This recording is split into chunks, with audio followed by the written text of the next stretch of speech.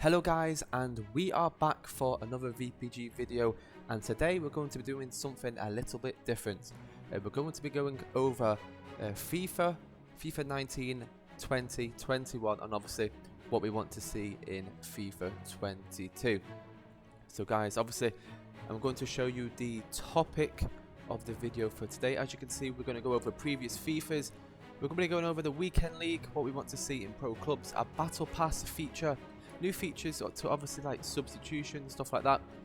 Tournaments run by EA, better guidelines, a new game engine because obviously Frostbite aren't very good at all. Competitive pro clubs for 11v11 esports, Volta esports possibility for that, and obviously the overall gameplay. This FIFA and obviously the previous FIFAs also. Before we get started, let's take a look at this. Use tactical grenade. We almost won. Don't give up. Let's try again.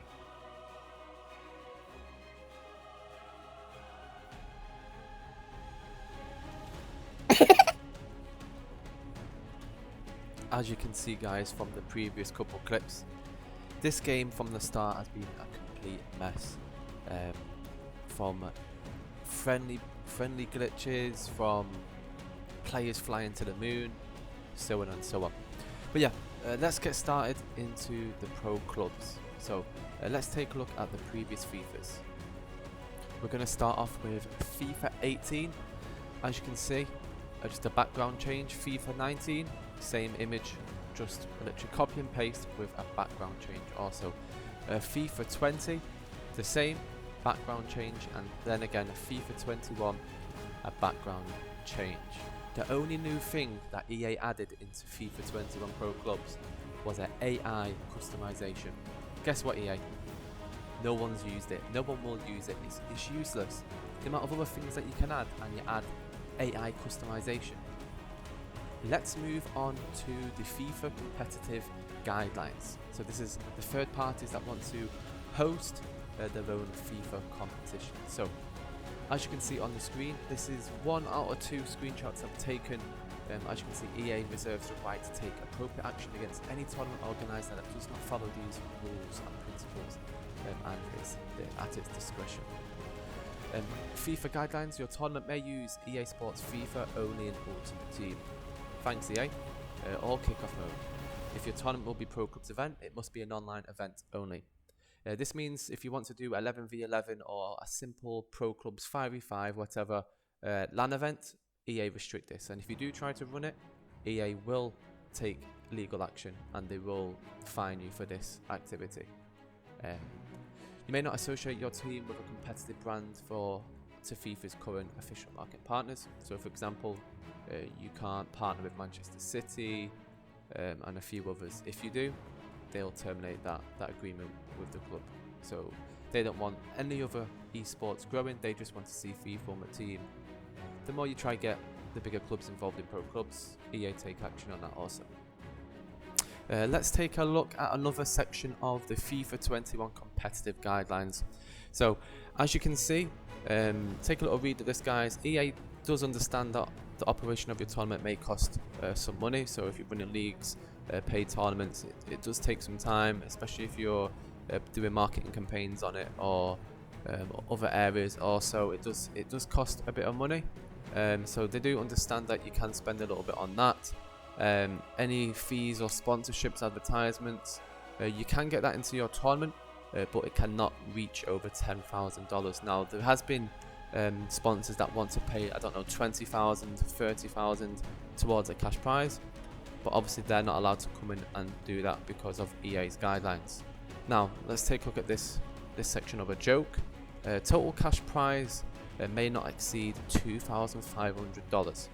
So yeah, that's a bit of a joke. I mean, a lot of the pro clubs guys, they're getting into the paid side of things now. They want to compete for cash prizes. I mean, come on guys, come on EA. $2,500. Yeah, we're reaching that now with our World Cups and our highest leagues like the Esports Premier. But literally in the next couple of FIFAs, this needs to increase. $2,500 is nothing. Pro Clubs players, they're a team of 11. like at least make it 10,000 or make it a little bit more better. At least they're getting like a K each or something like that. But yeah, 2,500 needs to increase massively. Also, guys, we've had TV deals that want to broadcast our matches live on TV. I think we had something from Malaysia and Singapore. Obviously, EA took action on that. And yeah, you're not allowed to do any broadcast on television for pro clubs. If you do, EA's legal team take action on it. You can only stream onto your own channels, which is obviously Facebook, YouTube, Twitch, etc, etc. Now, obviously, guys, you probably know that there is quite a lot of pro clubs websites around. There's like the VPG, VPL, and VPN, so many others.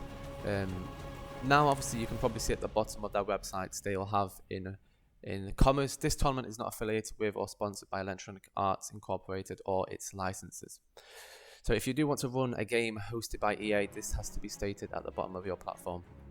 You're not allowed to promote your tournament or tournament website in a way that suggests that your tournament website is endorsed or approved or affiliated with EA or its licenses, which makes sense. You're not a partner with EA, so they don't want you to promote that. Do not use any EA artwork, logos, or trademarks, including game treatments or name Electronic Arts. You're not allowed to use the logos. You're not even allowed to use the name FIFA, etc, etc. Also, guys, another thing with this, you're not allowed to use club affiliation. So, for example, I know a few other websites, they use like, I don't know, like we used to use like VPG Man United back in the day. You're not allowed to use any real clubs without consent. If you are playing with FIFA and FIFA Pro Clubs, you have to use a custom name. Now, this is where EA take action on that. We've used names in the past. You can only use names that you have permission to use. So that's why we use custom names, and obviously esports football clubs that we partner with enter into pro clubs. Okay, guys, now let's move on to FIFA 22 and what I want to see for this coming FIFA. As you can see, these are just mock-ups that I have quickly designed for the FIFA 2 franchise. As you can see, this is the home section. If you click on Pro Clubs, you have the play match, which will put you into the normal Division 1, Division 10, etc, etc. I have added a few new sections onto this mode. We have the Weekend League, which is similar to the FIFA Ultimate Team Weekend League, where you have 30 games on a Saturday, Friday, Saturday, Sunday, and you'll compete against other clubs to be ranked the top 100 in the world. Also, you can see Neymar. You can play alongside real players on your journey. So if you don't have a full 11 players and you are playing low man, you can buy players like Neymar, Mbappe onto your Pro Clubs team. So for example, here is the My Pro section on the home of the Pro Clubs. I've put it in a little bit more detail compared to obviously the previous FIFAs, but obviously the previous FIFAs just have literally just a copy and paste, add a different background, and literally nothing else has been added, which is very disappointing. So yeah, let's take a look at what I've added. So I've added in basically the similar features that you've seen on the previous FIFAs. We've got the drop-in match, which obviously if none of your players are on, you can go in and play against Randys, which is quite annoying. You have you edit your pro and your statistics. As you can see there, match play, goals, assists. You can keep an eye on how you are doing. You've got your player growth, where you can obviously change your statistics like your physical, defending, dribbling, to give yourself a better overrated player. And underneath that, you have your average rating, goals created, and chances created. Just gives you a little bit more advanced statistics. You've got statistics on the left and a little bit more advanced stuff if you're into that on the right side. And a new feature which I think would be cool for pro clubs is the pro coins. Now, for the pro coins, I think it should just be an in-game currency where the more games you play on FIFA, the more coins you get. So if you win in Division 1, you'll get quite a bit of coins. They should do some sort of in-house EA Pro Clubs tournaments where teams will have to sign up. They'll automatically generate the fixtures on the game, and literally you're earning a lot of coins for your player and coins for your team. And with those coins, you can buy virtual items for your player. So it's not just literally free items on the marketplace.